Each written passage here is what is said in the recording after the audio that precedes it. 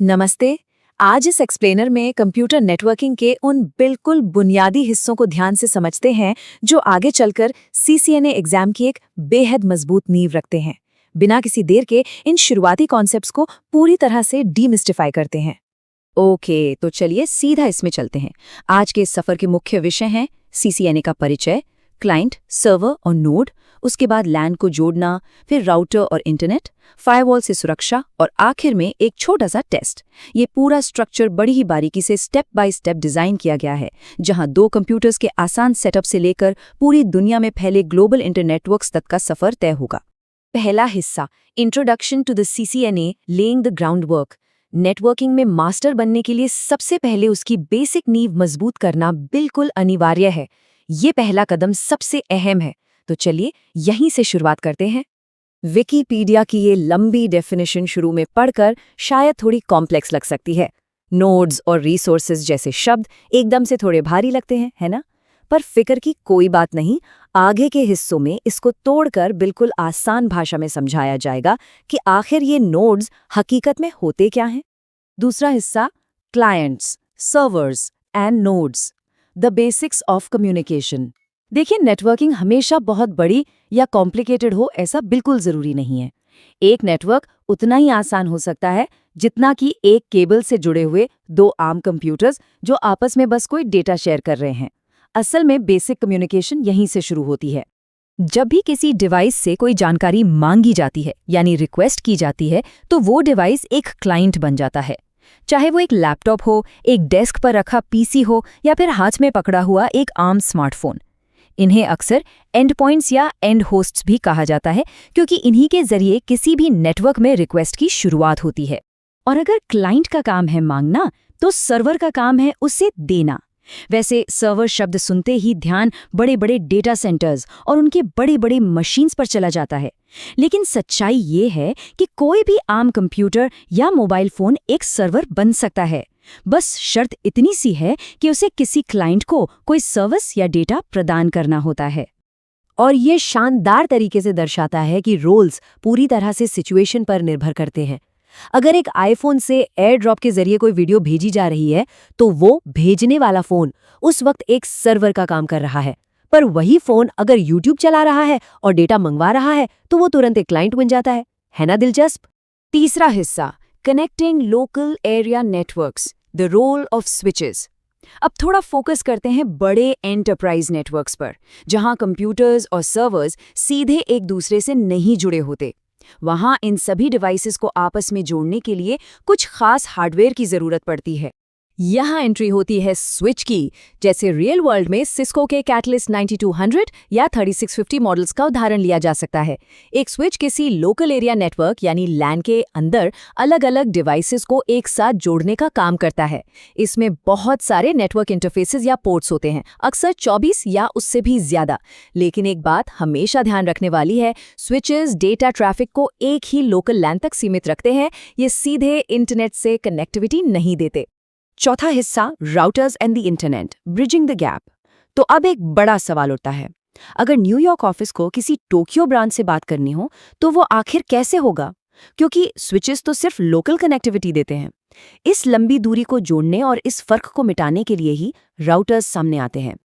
अपने local network के दायरे से बाहर निकलने के लिए सिस्को ISR 900 या 4000 जैसे राउटर्स बिल्कुल अनिवार्य हैं। एक स्विच के मुकाबले इन राउटर्स में नेटवर्क इंटरफेसेस काफ़ी कम होते हैं, पर इनका सबसे मुख्य काम अलग अलग लैन्स के बीच एक ब्रिज बनाना है। राउटर ही वो अहम डिवाइस है जो डेटा को इंटरनेट के लंबे सफ़र पर आगे भेजता है। आइए आगे बढ़ते हैं और देखते हैं कि ये स्टेप बाय स्टेप कैसे जुड़ता है। सबसे पहले एक पीसी अपनी रिक्वेस्ट भेजता है जो उसके लोकल स्विच तक जाती है। वो स्विच उस रिक्वेस्ट को तुरंत लोकल राउटर के हवाले कर देता है। फिर वो राउटर उस डेटा को पूरी दुनिया के इंटरनेट के जरिए दूसरी जगह मौजूद डेस्टिनेशन राउटर तक पहुंचाता है। और आखिर में वो नया राउटर उस डेटा को अपने लोकल स्विच और फिर आखिरी सर्वर तक भेज देता है। ये डेटा का एकदम सटीक और शानदार सफर है। पांचवां हिस्सा, protecting networks with firewalls, security first. लेकिन देखिए, जहां एक बार इंटरनेट से कनेक्शन जुड़ता है, वहां खतरा भी शुरू हो जाता है। इंटरनेट पर ऐसे अटैकर्स हमेशा घूमते रहते हैं जो नेटवर्क में घुसकर नुकसान पहुंचा सकते हैं।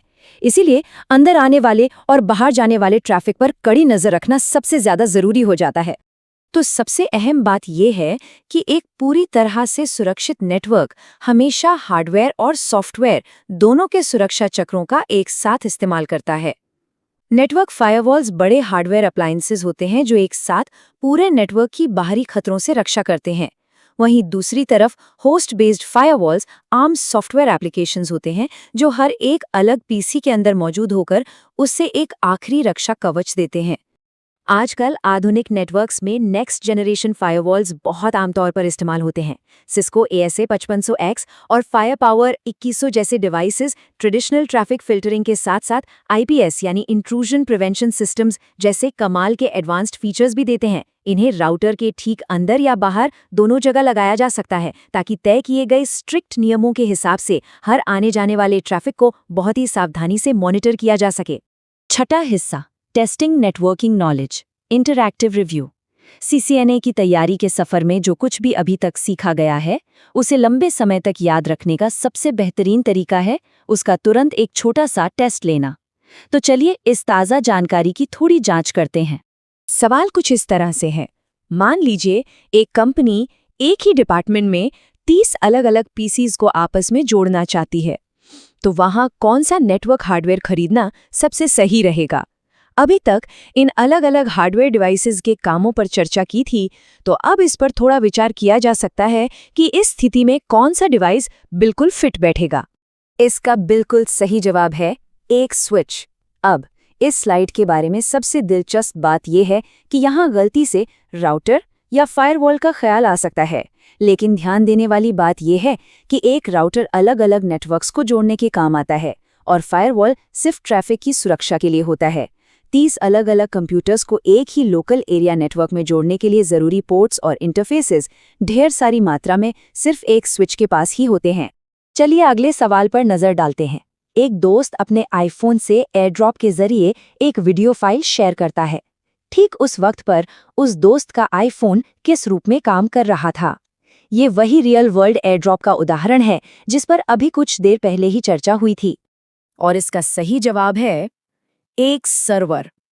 यहाँ पर मुख्य बात यह है कि सर्वर कभी किसी मशीन का आकार या साइज नहीं दर्शाता, बल्कि उसका फंक्शन दर्शाता है।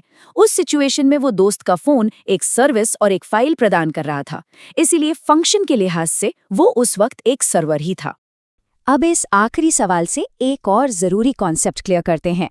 अगर कोई कंपनी अपने दो बिल्कुल अलग और स्वतंत्र नेटवर्क्स को आपस में एक साथ जोड़ना चाहती है, तो कौन सा डिवाइस वहां काम आएगा? यहाँ फोकस इस बात पर होना चाहिए कि अब मुद्दा सीधे तौर पर इंटरनेटवर्क कम्युनिकेशन का है। बिल्कुल सही, इसका जवाब है एक राउटर। स्विचेस का दायरा हमेशा एक अकेले लैन तक ही सीमित होता है और फायरवॉल्स सिर्फ आने जाने वाले ट्रैफिक को फिल्टर करते हैं। दो बिल्कुल अलग नेटवर्क्स के बीच एक ब्रिज बनाने और उनके बीच ट्रैफिक को आगे भेजने का काम खास तौर पर एक राउटर के लिए ही डिजाइन किया गया है।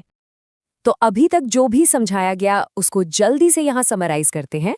क्लाइंट्स हमेशा रिक्वेस्ट करते हैं और उसके बदले सर्वर्स वो सर्विस प्रदान करते हैं। स्विचेस सारे ट्रैफिक को एक लैन में लोकलाइज करते हैं, राउटर्स उन अलग अलग नेटवर्क्स को कनेक्ट करते हैं और आखिर में फायरवॉल्स इस पूरे इंफ्रास्ट्रक्चर को बाहरी खतरों से कंप्लीटली प्रोटेक्ट करते हैं।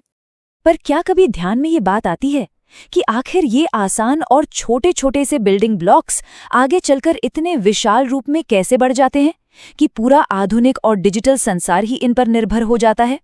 ये डिवाइसेस आपस में मिलकर पूरे ग्लोबल इंफ्रास्ट्रक्चर को कैसे संभालते हैं? इन सभी कमाल के सवालों के जवाब और एडवांस्ड नेटवर्क कॉन्फ़िगरेशंस इस एक्सप्लेनर के आने वाले सेशंस में समझे जाएंगे। तब तक के लिए ये सीखने का शानदार सफर ऐसे ही जारी रहेगा।